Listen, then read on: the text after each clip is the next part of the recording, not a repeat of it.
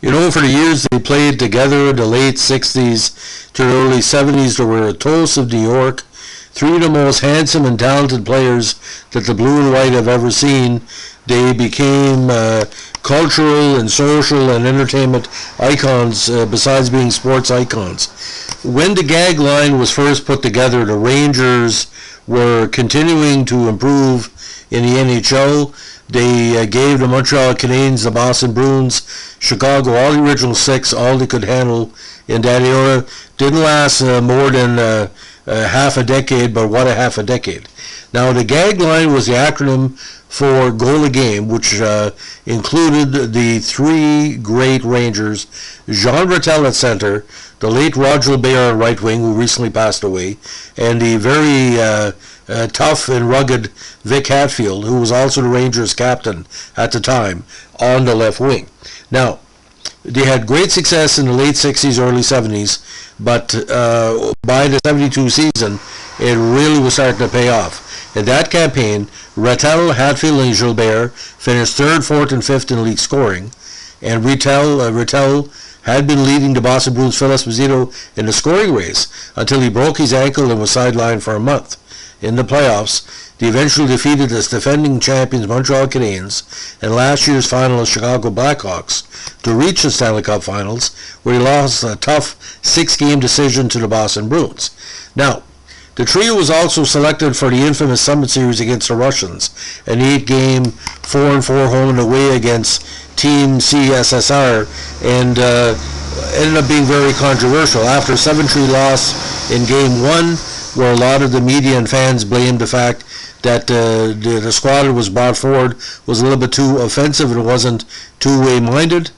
Eventually, Hadfield got frustrated and he failed to register a point in these 2 games in Canada. He eventually walked out on Team Canada when the series shifted to Moscow. Now, this started in an exhibition game, I think against Sweden, where some of the press were down on their back. And don't forget, in Game 4, they were booed in Vancouver in the midst, or what they call after, a 5-3 loss. Now, Hadfield decided to leave Russia, and 3 other Canadian players also left the team as well, Martin Perreault and Guy, and the Canadian press at the time considered them deserters. Hadfield blamed series promoter Al Nicholson for not holding a press conference to explain what was going on and come to their defense. Otherwise, there was no lasting animosity about the decision to leave, and Hadfield and the others had the full support and respect of the coaches and his teammates, and the 4 were welcome members at alumni events. Now, on Team Canada, Hadfield's left-wing position was filled by Dennis Hull of Chicago Blackhawks. Now, the line was eventually broken up in 1974 when Vic Hadfield was traded to the Pittsburgh Penguins for workman-like player Nick Beverly. Now, the following season, Jean Ratelle was traded along with defenseman Brad Park and Joe Zanussi to the Bruins in exchange for Carol Vadnais and Phil Esposito. At the time, this was considered the biggest blockbuster trade in NHL history. Now, Ratelle finished his career as a Bruin, winning his second Lady Byng and reaching the Stanley Cup Finals against Montreal in 77 and 78, and the semifinals against the Habs in 79. Now, Gilbert remained with the Rangers for the rest of his career. Throughout his career, he had been wearing the number 7, but so had Phil Esposito. As a result of the trade, a bitter disagreement ensued as to who retained the number 7. Gilbert was the winner of the argument, but the two remained in a discord that created many unpleasant memories on and off the ice. Gilbert's number 7 was subsequently retired by the Rangers, as was Ratelle and Gilbert's number.